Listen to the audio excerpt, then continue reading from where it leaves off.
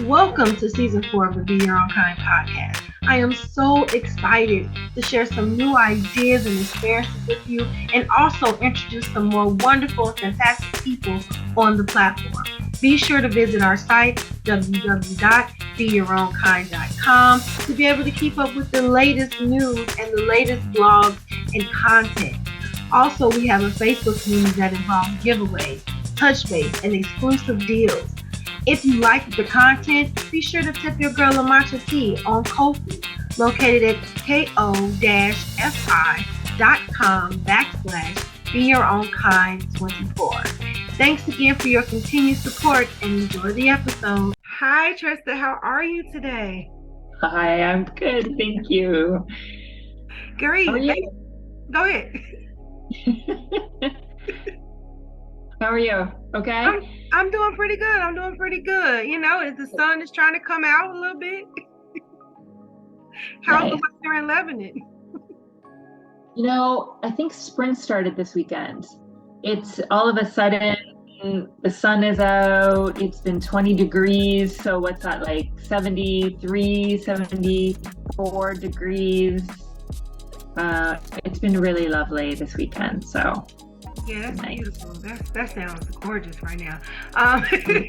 So tell us a little bit about yourself. So I am a Canadian. I am a life coach, and I am a humanitarian aid worker. So I am currently living in the Middle East. I'm in Lebanon, as you said, and I'm working full time. And then I am a coach for women in the evenings and the weekends. I've been coaching for a couple of years now, sort of one of those pandemic endeavors, that I undertook when I found I had a little bit of time on my hands, and I just loved it. I just fell in love with it completely and decided to start my business. So I'm here working for the year, but also planning to transition to full-time coaching soon. Nice. And your life coaching is based more on changing mindsets, right? From being stuck, like from feeling stuck. I love that. Yeah. And so, because a lot of the work I do is based on causal coaching. So we don't want to be just looking at the symptoms, like what you're actually doing in your life, but we want to look at the root cause of why you're doing what you're doing, why you're getting the results that you're getting, and then have that understanding before we start to look at where we want to make changes in your life. And skills and tools that you can use and apply in every area of your life. So typically a woman will come because she's feeling stuck in her career or, in her relationship. But then through our work, she's learning different skills and tools that then she can apply to her health, to her money, to her career, whatever it is. And it's a very exciting process. That sounds very exciting. Very exciting. I love that. And you also have a podcast entitled Daring Adventure. Yeah. What is that about? What is the main theme? Well, again, it's sort of tied to helping women get unstuck and create the life that they truly want, depending on, what that means to them. My life, I've tried to always live as a daring adventure. So, looking to take, I guess I want to say, risks, challenges. I've traveled extensively. I've lived abroad. Now I'm, starting my own business, working as a coach, doing the podcast, all of these things. So I've tried to make my life an adventure, and I wanted to inspire women to do the same, whatever that means to them. Not everybody wants to travel or live abroad, whatever it is, but to, set those goals for yourself, to challenge and to grow and to have fun along the way. It's all about having fun. Yes, most definitely. And I just want to prick your brain for a little bit. What are some of the main societal norms that you feel kind of feed into women feeling stuck at a certain point in their life? Right. Well, I think there's a lot of pressure on women to not only just sort of, follow a certain path, conform, we put others first, right? We sort of go through a path once we reach, adolescence, then young adulthood. We maybe finish high school, maybe go to college, get a job, get married, buy the house, have the kids. And, a lot of times women achieve a certain level of success, but there isn't that contentment, there isn't that joy, there isn't that excitement. Maybe they know that they're meant for more, but they're just not sure what that is. And they feel like maybe there's a bit of a void that they just don't know how to maybe tangibly articulate, let alone how to start addressing it.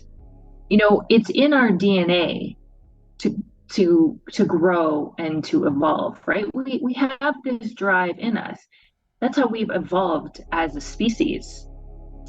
But we also have a primitive programming that keeps us a little bit fearful and a little bit worried and doubtful about whether we should take risks or set goals or make changes, right? The primitive part of our brain is designed to keep us safe and to protect us, which worked great when we were living in a cave, right? Because we, excuse me, we needed to avoid pleasure, or sorry, seek pleasure, avoid pain, and be as efficient as possible.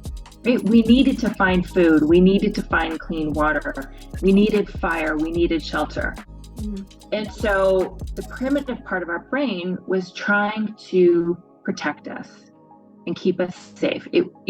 Going outside the cave, striking out on our own, making changes was scary, and it could mean life or death. Now we've evolved to a point where our day-to-day survival for most of us is not on the line. And in fact, we've gone the other way, right? We have all these conveniences. We have everything. We can pick up our phone, press a few things and everything will come to our door. Right. So now if we want to get to the next level, if we want to grow and evolve, we have to overcome our primitive programming and all the conveniences that we now have at our fingertips. And so, as I said, we do have this innate drive to grow, but it's scary. And our brain will make it seem really scary because it's trying to keep us safe. So there's a lot going on. Yeah. And if you don't understand what your brain is trying to do and how to overcome it, then, you sort of do get stuck, right? You get immobilized because you don't want to quit your job to start your own business. You don't want to leave the relationship with the guy who's, not lighting your fire. You don't want to move, change countries because you don't know what to expect. So this is my job as a coach, to help you just understand a little bit about what's going on and to help you process some of the thinking and some of the emotions that come with it so that you can make a more informed and rational, I don't know if it's rational, but more informed decision, right? You're not letting the fear take over, if that makes sense. Yeah, it makes a lot of sense. I love that because I love when you said we have some programming as women as well, where we're we have a timeline right when we're born. Okay, when she reaches this, she's gonna get married, she's gonna have a kid, she's gonna go to college, she's gonna have a career. It's like a systematic type of timeline, and no matter how much the women movement progressed, we still have those primitive expectations. And that's how I view it. You know? Yeah. And there's a lot of stress, and I think there's a lot of guilt about women. You know, do I go back to work? Do I not go back to work? Do I, you know, stay home with the kids? Like all of these things put a lot of pressure. People, you know, if a woman goes to work, then she feels guilty about not being at home. If she's at home, then she feels guilty about not focusing on work, right? Like there's just all these dynamics at play that you feel like you can never get it right. You can never give enough attention to your family, to your work, vice versa. Yeah, most definitely. And even thinking personally, like I just had this conversation, I think yesterday, how before I even started my platform, I literally had put my life on hold for a couple of years, waiting to get pregnant, because that's what that's what I'm supposed to do, right? So it's like, and then I'm like, okay. So it turned out, like I always say, this platform started off to fill a void, you know, but in my mind I'm like, was it filling a void, or did it feel like a void because I couldn't check mark that expectation, you know? Either way, you know, I went ahead and started the business, obviously, but just that type of mindset of how it just flowed out my mouth. Well, this was filling a void of not being a parent, and you know, and so I'm like, but that is programming in a sense, you know? So yes, interesting. Yeah. No, it's not easy. It's not easy, you know, and I hear women talk a lot about people pleasing, you know, not wanting to disappoint others, trying to be there for their family, trying to be there for their parents, trying to be there for the job. And so there are a lot of demands, and oftentimes, even when women know what they want and want to make changes, they feel very torn between taking time for themselves, putting themselves first, you know, and there's this whole idea that it's selfish and that, you know, somehow it's wrong. And like literally, I have clients that just can't cope with the thought of disappointing other people, but they will disappoint themselves. Yep. So it's very difficult. Yeah. And what I loved about your website, when you open it up, the first sentence was like monumental, like you are meant for more. I love that. I just simply adore that. And I just want to ask you, what was that moment in your life when you knew that you were meant for more than what you were currently doing? Like you know, your life could have been your life, you know, this is not the life that you want, and you went for it. Like, what was that moment? Right. That's a great question. I think there have been a few, but I mean, obviously the most recent would be with the coaching. Because I love my job as, you know, a humanitarian aid worker. It's good work. I have a fantastic team. And I had a plan to do this for another 10 years and then maybe do something else. And, you know, I could do that and it would have been fine, right? Like it would have been fine. I have a very nice lifestyle. I get to do some traveling. I'd be happy. And then I started doing the coaching and I started coaching women, and it literally lights me up. Like when I finish a coaching session with a woman, I am just like, it's so fulfilling. It's so much fun. And I just figured that I could continue as I was and be happy, or I could do the coaching and it would just be more. Like it would just, it's like here for the day job and then here for the coaching. So that's when it really struck me. It's like I could have just coasted along for another 10 years easily. It would have been fine. I would have had a good life. But I realized that there is more. and that feeling, that just excitement and just being lit up by that work, nothing compares to it. So I know I had to go for it. I can see the like the lightning in your whole energy when you talk about it. Like you're excited, like you can see the passion when you talk about that. So yeah, I can totally see that. Yeah. No, I've met some of the most amazing women. Mm-hmm. All of them, like, you know, whether I sign them as a client or work with them for an extended period of time, or I offer private 1 hour sessions. You know, if someone wants to try coaching, I invite them to get on my calendar, sign up for a session just to try it. And all the women I meet are just extraordinary. They're just lovely, really interesting women. So it's my absolute pleasure to be able to do this and to listen to their stories and to learn about them and everything. It's the best job. It is. I love that. I love that. So also on your website, you quoted Colin Wright, which I'm going to steal this quote and put it on my Instagram, FYI. It says, "You have exactly one life," if it's okay with you, sorry. Yeah.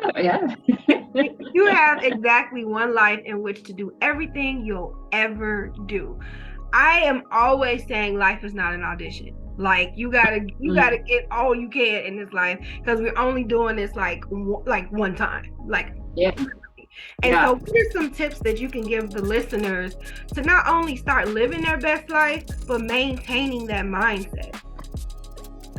Right. So I mean, I think it's important, as you said, to realize that you do have this one opportunity, and that you have a choice whether you want to just go with the flow, or if you actually want to live by design. And I think like most of us tend to just go with the flow, but investing the time to consciously think about what it is you want. You know, most people don't know what they want, right? And then life is just happening to them. Excuse me. So really spending some time figuring it out, like, what is it that you want? What would light you up? What would be fun? What would help you grow? To me, our purpose here is to see what we're capable of, right? To set goals, to get to the next level, to see what our capacity ultimately is, and to keep growing. And so decide what you want, set some goals, keep going, have fun, you know, and excuse me, know that the fear and the doubt are always going to be there. As I mentioned earlier, your brain is going to try and keep you safe. It's going to offer you the fear and the doubt and the worry. But the fear doesn't mean stop. The doubt is always going to be there. Every time you set yourself a new goal, every time you challenge yourself, every time you want to get out of your comfort zone, there's going to be some discomfort. It's going to be there as long as you have a human brain. And that's okay, right? Allow for it and keep going. And just keep showing up for yourself. Keep showing up all the time. Don't make failure mean anything about you. Just keep going. If anything is possible, if anything is humanly possible, then you can do it too. And that's really what I want women to remember. If anybody else can do it, you could do it too. So just keep going. I love that. I love that, because you're not on a timeline. I think when you kind of like throw all those timelines in the garbage, life gets a little bit easier. That's just how I personally feel. Like even when you start college, I actually learned that in college, because college was supposed to be 4 years. I graduated in 6, and I was so antsy reaching that 5th year, and then someone said, "This is not high school. You can finish it whenever you finish it." And I was just like, I can. And I kind of like took that mindset and applied it to life. Like when it gets done, it gets done. Like. You know what? There are no rules. Right. Like, there are no rules. Yeah. You can do what you want to do. Yes. And we have all these preconceived ideas, and we've absorbed all of these ideas from our parents, from our teachers, from our religion, from our culture, from the media. But you know what? They're all made up. They're all made up. So you can decide what it is that you want to believe and what works for you. Yeah, absolutely. I love that. It's all made up. Which means, once again, like I've said in other episodes, fear is nothing but a vivid imagination, in my opinion, because you're just fearing what could happen. It's just a vivid imagination. It's just you going in your Barney bag and creating this vivid scenarios of what could happen. Yeah. Exactly. Yeah.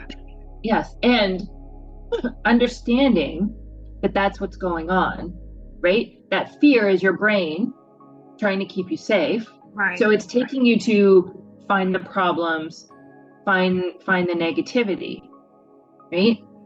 And so refocusing your brain on and spending that energy, instead of worrying about what's the worst case scenario and everything that could go wrong, focusing on what you do, what could go right. Right. Spending equal airtime. So when your brain offers you this, doomsday scenario, refocusing it, and giving equal airtime to, okay, yes, this could happen. And what's the best case scenario? And spend some time there. Spend some time entertaining those thoughts, and spend your energy, your mental energy and your emotional energy on thinking about what could go right. That's important. It's a great way to refocus your brain. You have to be the adult, right? Like if that's your primitive part of your brain looking for fear, looking for problems. So then you can use your prefrontal cortex, which is the rational part of our brain, the part that we can plan ahead, we can analyze, we can think about what we're thinking about.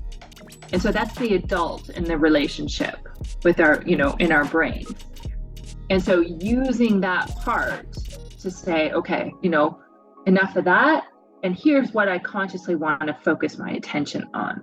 Because otherwise your brain is just working on autopilot. So you have to consciously focus it. Yeah. Right? Yeah. You have to be the adult in the relationship with your brain, because otherwise it's like a toddler. Yeah, I don't wanna. It's uncomfortable. Yeah. I don't like this. You're right. Exactly. You're right. That's exactly how it sounds. I don't feel like it. This hurts. Yes. It will give you all of the excuses. It will give you all of the reasons why you shouldn't do something, or what, all of it. And so you want to tap and use that prefrontal cortex to say, no, enough. Here's what we're going to do. Here's what we're going to think. Here's what could happen. Yeah. I love that. I love that. I'm sorry.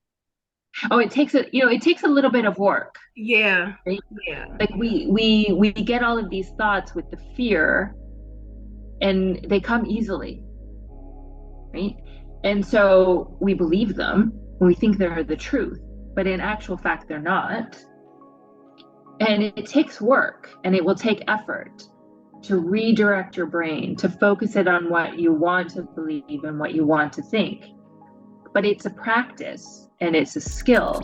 Just like, when you learn to speak another language, or you learn to play an instrument or another sport, you have to practice it. You have to put the effort in. You have to just keep reinforcing that behavior.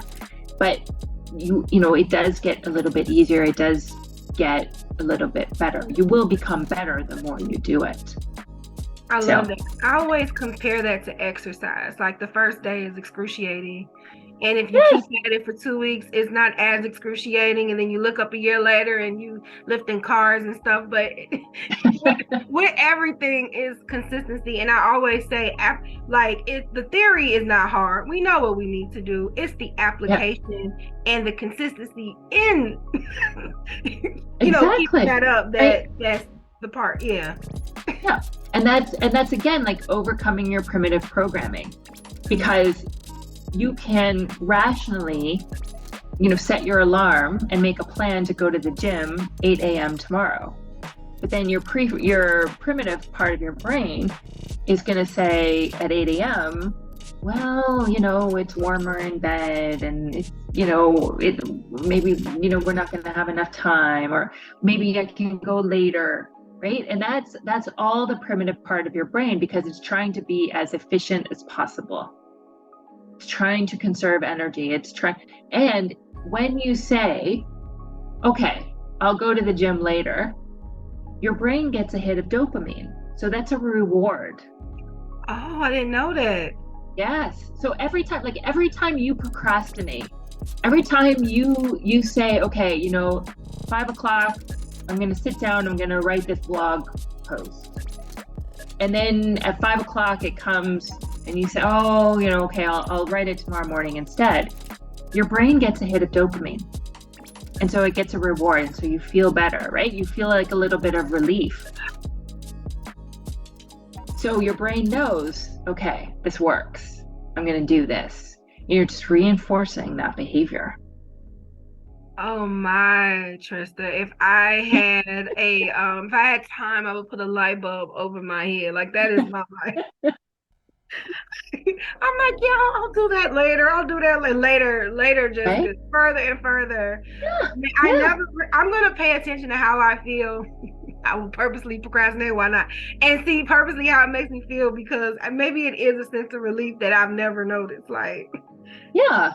Yeah. I mean, I know, like, especially like being back in school, like having to write any papers or do anything, you'd be saying like, okay, Saturday, Sunday afternoon, I'm going to sit down, I'm going to write this paper. And then you start to think, well, okay, maybe I can do it later. And there's like that instant, just sort of like a little bit of relief. You're like, oh, you are right. Yeah. You are right. I have a planner. I have a calendar of what I'm supposed to do during a certain time. And I just move it back. I'm like, okay, if I can shift this over here and shift this over there. Yeah. Wow. Okay. So that's what's going on, right? And again, that's the primitive part of your brain. That's like the toddler portion. So you need to have that adult supervision to say, you know what? No, we've made this plan, and you keep your word to yourself, and you do it anyway. And that's really, sort of the secret to success, in part, is keeping your word to yourself. And so no matter what the primitive part of your brain says and tries to get out of it, you do it anyway. You honor your commitment to yourself. So you're not only just building that relationship, that trust with yourself, but you're getting stuff done, right? You're doing what you said you would do, and that's really, in the most part, what creates success. If you're not honoring your commitment to get the podcast done, to get the blog post up, to do whatever it is, then you're not going to be successful in your business, right? But if you can show up time and time again and be consistent and get results, then that's half the battle. It's half the battle. Yes, most definitely. Most definitely. I love that. So I know that you want to touch upon self-love and self-confidence. I do believe that everything starts with self. So before we can be successful in relationship with others, probably need to work on a relationship with self. So I want to ask you, Trista, what are some particular things that you do to nurture your relationship with yourself? I believe that my relationship with myself is the most important relationship that I will ever have. And that goes for every person on the planet, right? And building that relationship is really the foundation for creating everything in your life. As you said, relationships with others, but also, whatever goals, whatever we want to achieve, whatever we want to create for ourselves. That's the foundation. And so for me, part of it is taking care of myself. I make sure that I am scheduling time to take care of my emotional, physical, and mental health. And so for me, there are some non-negotiables that I will do almost on a daily basis. I do try to do them on a daily basis. Sometimes I might skip a part, but meditation, I will meditate. If I don't meditate, I can feel it within a day or two. Like is really, important for me to help manage my stress, keep me calm, keep my emotions sort of on an even keel. EFT tapping, yoga, journaling. Those things are four of the key components of almost every day. And they really do help to build the resilience in me so that I'm not at the mercy of my emotions. And when things get a little bit busy, a little bit chaotic, when I have a lot on my plate, it doesn't affect me as much. So I need to have those as a part of my day. I need to be setting goals for myself. I have goals for the year. I have goals for the next 5 years. I have goals that I set, I sort of break them down into quarters or to months. Setting those goals are really important for me to focus on, but also to help me keep growing. The goal, the end result is not as important as the process, right? It's who I'm becoming along the way. It's what I have to overcome. It's what I have to learn. It's what I have to achieve that really keeps me motivated and keeps me going. And then the other thing, as we spoke about, just keeping my word to myself, making sure that if I'm setting a goal, if I'm making a plan for the day, whether it's to go for a walk or to meditate, I'm keeping my word to myself, so that builds the self-trust that I'm showing up and I know I will do what I say I will do. Oftentimes, if we make plans with a friend for lunch, or we need to call our parents or whatever it is, we will honor that commitment, but we will break our plans with ourselves, very easily. Yep.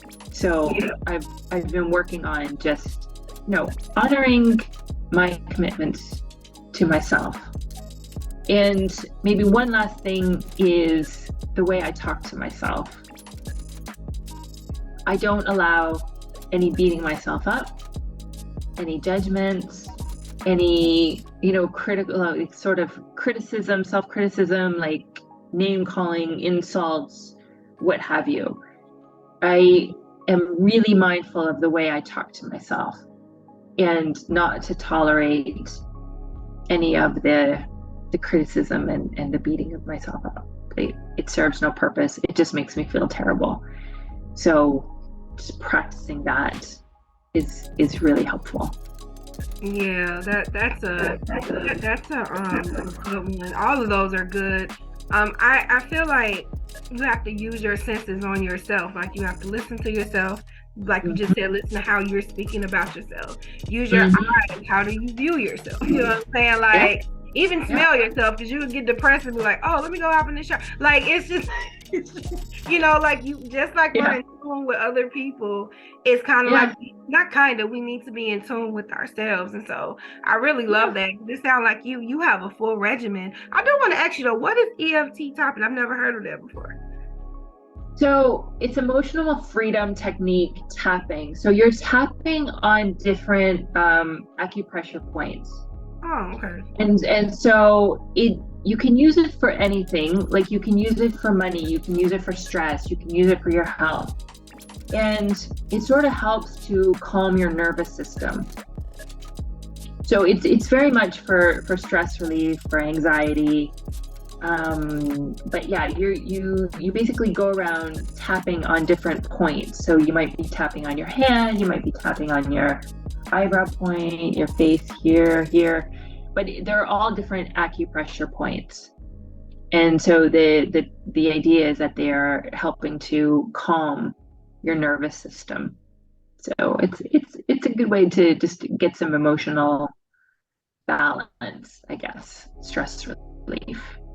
Okay. So it's quite interesting. There's a great app, the Tapping Solution is a great app that I use for tapping.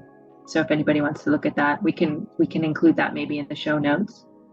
Okay, yes, I will. Because I want to try it out. I've never heard of that. So that sounds interesting. Yeah. So I mean, you've had so many, like everything you said, I feel like that you do for yourself. I had a follow-up question, but I feel like those are your suggestions to the listeners of how what you do for yourself. It was just so many great things that you do that I feel like we could all, implement in our life or strengthen in our life, if we've already started some of those things. So yeah. Absolutely. So thanks for sharing. Thanks for sharing. Yes, my pleasure. No, and these are things like I always recommend to my clients as well. Like, you get a journal, do the tapping, do the yoga, do the meditation if that interests you, because it is very powerful. And as I said, the more you do it, the more resilient you become. So it just helps to keep you on a more even keel. But yeah, all of those things I find are really important to build that relationship with ourselves. So I recommend it to everybody. I love it. So here on BYOK, we have a signature question, and that is, if you could describe yourself in one word, what would it be and why? Oh, good question. I would actually use the word adventurous. I love that word. To me, it has sort of been sort of a defining idea, I think, throughout my life. It's meant different things at different times, but to me, it keeps me growing and searching and challenging myself for, like, what else can I do? What else is out there? Like, it sort of just keeps me curious and excited and open to the possibilities. So I think that would be my word for myself. I love that. Well, Trista, where can people find you? Where can they book a session? Where can they follow you on Instagram or other social media sites? Yes. So my website is tristaguertin.com. So that's TristaGuertin.com. I am on Instagram. So that's Trista V. Guertin. And my podcast is This Daring Adventure, and that's available on Apple Podcasts and Spotify, Amazon, Google, all the podcast platforms. You can book the private 1-hour session. If you go to my website, there is a button to click and get on my calendar, and I can also provide that link for your show notes as well, so people can find me there. And as I said earlier, getting on my calendar, trying coaching for yourself is a great investment of an hour in you and in your life. And it's a lot of fun. And you'll come away with some value, absolutely. Whether you work with me or not, that 1 hour can be very powerful. So I would love to see everybody there if you're interested.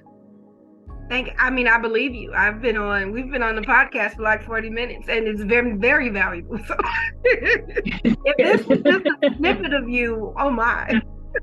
I love it. Do you have any future projects you want to talk about or anything additional? I'm working on a few things, but I don't have anything right now. I'm looking at organizing some events, maybe a retreat in the summer. I'd really like to bring a group of women together in person. Um, but otherwise, no, I'm just focusing on my podcast and all the work that I'm doing one to one with my clients right now. So maybe later in the year there'll be some more events to share, but I will post those on my website for sure. Okay, cool beans, cool beans. Any last words of wisdom you want to share with the listeners before we sign off? I guess it's just to say, like, if you feel like you're meant for more, it's because you are. And anything is truly possible. If someone else can do it, then it is possible for you. So know that the doubt and the fear will be there, but it doesn't mean stop.